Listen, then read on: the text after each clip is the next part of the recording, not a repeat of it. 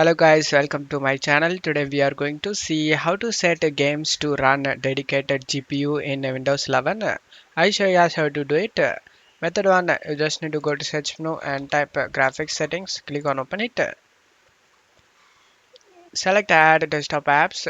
Just need to browse the game's location and select the game exe file and select add. After adding the game, you just need to click on the game and GPU preference, click on this drop down and select the dedicated GPU. In my case, 5080 is my dedicated GPU. After that, just to close stuff here.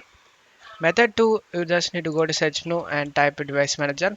Click on open it and you just need to expand the display adapter section and you just need to right click on the integrated GPU and select the disable option guys. In my case I already disabled that.